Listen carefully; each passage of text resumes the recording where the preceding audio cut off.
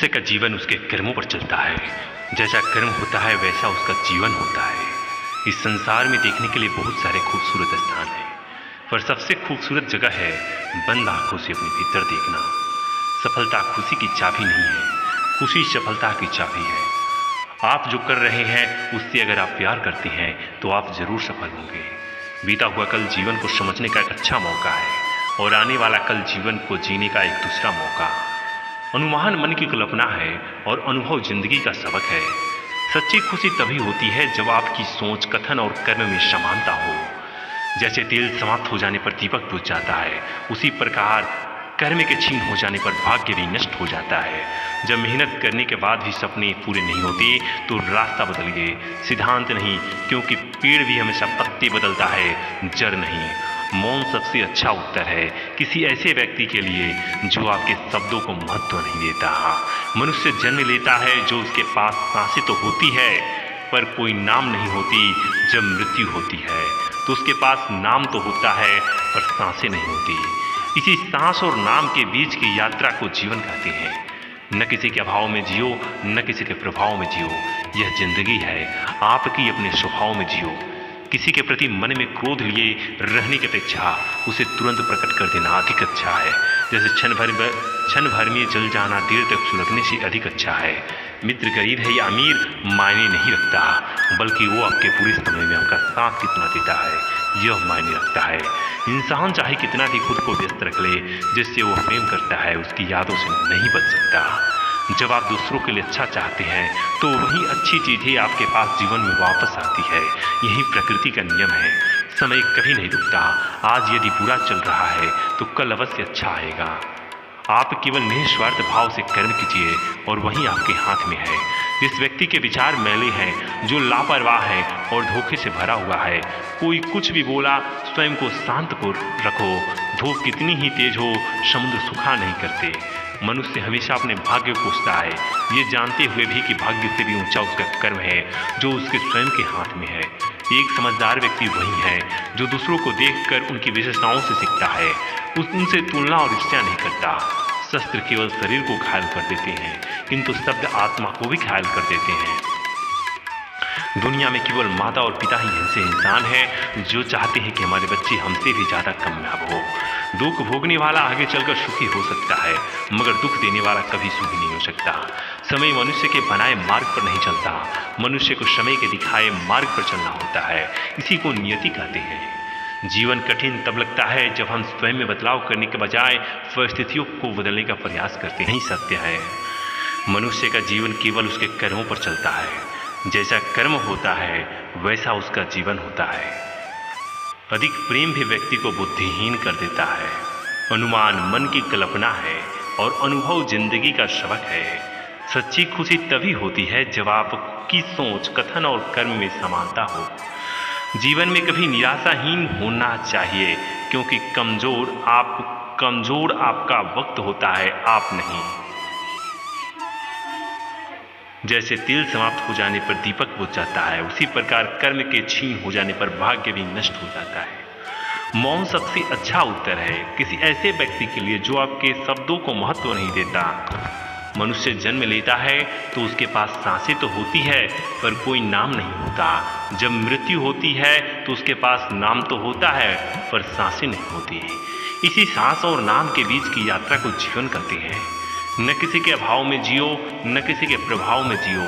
यह जिंदगी है, आपकी अपने स्वभाव में जियो। किसी के प्रति मन में क्रोध लिए रहने की अपेक्षा उसे तुरंत प्रकट कर देना अधिक अच्छा है।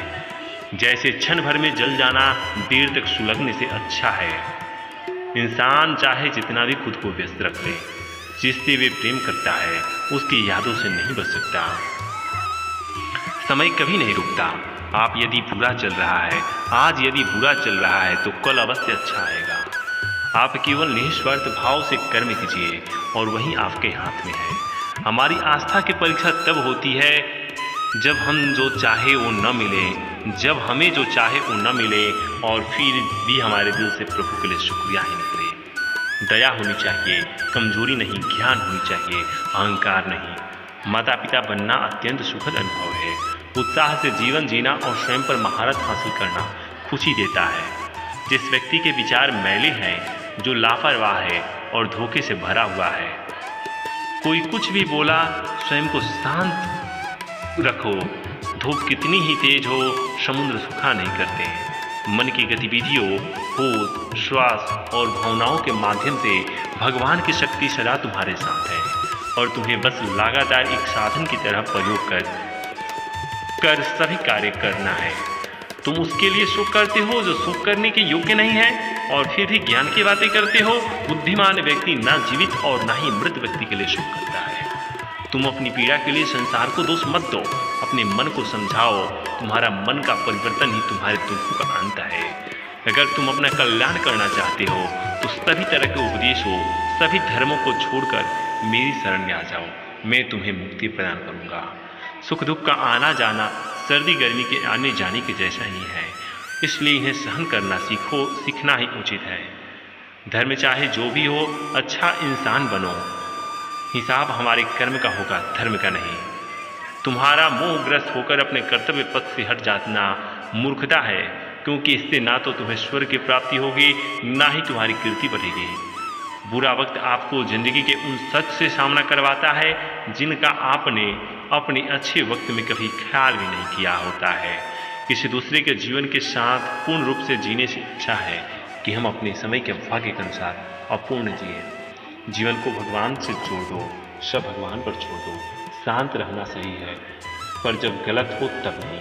खुशियाँ मन की स्थिति है, बाहरी दुनिया से इसका कोई लेना देना नहीं है। जीवन ना कल में है ना आज में, जीवन इस पल में है। इस पल का अनुभव ही जीवन है। हम दुनिया से कभी शांत नहीं पा सकते, शांति नहीं पा सकते जब तक हम खुद अंदर से शांत न हो। मनुष्य को मोह माया में पड़कर अपने कर्तव्यों को नहीं भूलना चाहिए। मनुष्य की इच्छाएं अनंत है। यदि इच्छाएं पूरी नहीं होती तो क्रोध बढ़ता है और इच्छा पूरी होती है तो लोभ बढ़ता है। इसलिए जीवन की हर स्थिति में धैर्य बनाए रखें तथा इच्छाएं सीमित रखें। अगर तुम अपना कल्याण चाहते हो तो सभी उपदेशों, सभी धर्मों को छोड़कर मेरे शरण में आ जाओ। तुम्हें मुक्ति प्रदान करूंगा। कर्म योगी मन और बुद्धि की शुद्धि के लिए अपने शरीर, मन, बुद्धि और इंद्रियों के साथ आसक्ति रहित होकर कर्म करते हैं। हे अर्जुन, मैं सर्वज्ञ हूँ, मैं इस सृष्टि का रचनाकार हूँ। मैं भूत, वर्तमान, भविष्य के सभी प्राणियों को तथा उनके विचारों को जानता हूँ, किंतु वास्तविकता में मुझे कोई नहीं जानता, ना ही समझता है। लोग कहते हैं अपने के आगे झुक जाना चाहिए, किंतु सच बात तो यह है कि जो अपनी होती हैं वो कभी नहीं झुकने देते। परिवर्तन ही संसार का नियम है। यह प्रकृति है तो सभी गतियों का कारण बनती है। जंगल में एक बहुत बड़ा तालाब था। तालाब के पास एक बगीचा था जिसमें अनेक प्रकार के पेड़ पौधे लगे थे। दूर दूर से लोग वहाँ आते और बगीचे की तारीफ करते हैं। गुलाब के पेड़ पर लगा पत्ता हर रोज लोगों को आते जाते और फूलों की तारीफ करते देखता। उसे लगता कि हो सकता है एक दिन कोई उसकी भी तारीफ करे, पर जब कभी काफ़ी दिन बीत जाने के बाद भी किसी ने उसकी तारीफ नहीं की तो वो काफ़ी हीन महसूस करने लगा। उसके अंदर तरह तरह के विचार आने लगे। सभी लोग गुलाब और अन्य फूलों की तारीफ करते नहीं थकते, पर मुझे कोई देखता तक नहीं। शायद मेरा जीवन किसी काम का नहीं। कहाँ ये खूबसूरत फूल और कहाँ मैं। और ऐसे विचार सोचकर वो पत्ता काफ़ी उदास रहने लगा। दिन यूं ही बीत रहे थे। एक दिन जंगल में बड़ी जोर जोर से हवा चलने लगी और देखते देखते उसने आंधी का रूप ले लिया। बगीचे के पेड़ पौधे तहस नहस होने लगे। देखते देखते सभी फूल जमीन पर गिरकर निढाल हो गए। पत्ता भी अपनी शाखा से अलग हो गया और उड़ते उड़ते तालाब में जा गिरा। पत्ते ने देखा कि उससे कुछ ही दूर पर कहीं से एक चींटी हवा के झोंकों की वजह से तालाब में आ गिरी थी और अपनी जान बचाने के लिए संघर्ष कर रही थी। चींटी प्रयास करते करते काफी थक चुकी थी और उसे अपनी मृत्यु तय लग रही थी। तभी पत्ते ने उसे आवाज दी, घबराओ नहीं, आओ मैं तुम्हारी मदद करता हूँ। और ऐसा कहते हुए अपनी ऊपर बैठा लिया। आंधी रुकते रुकते पत्ता तालाब के एक छोर पर पहुँच गया। चींटी किनारे पर पहुँचकर बहुत खुश हुई और बोली, आपने आज मेरी जान बचाकर बहुत बड़ा उपकार किया। सचमुच आप महान हैं, आपका बहुत बहुत धन्यवाद। यह सुनकर पत्ता भावुक हो गया और बोला, धन्यवाद तो मुझे करना चाहिए, क्योंकि तुम्हारी वजह से आज पहली बार मेरा सामना मेरी काबिलियत से हुआ, जिससे मैं आज तक अनजान था। आज पहली बार मैंने अपने जीवन के मकसद और अपनी ताकत को पहचान पाया हूँ। मित्रों, ईश्वर ने हम सभी को अनोखी शक्तियाँ दी है। कई बार हम खुद अपनी काबिलियत से अनजान होते हैं और समय आने पर हमें इसका पता चलता है। हमें इस बात को समझना चाहिए कि किसी एक काम में सफल असफल होने का मतलब हमेशा के लिए अयोग्य होना नहीं है। खुद की काबिलियत को पहचान कर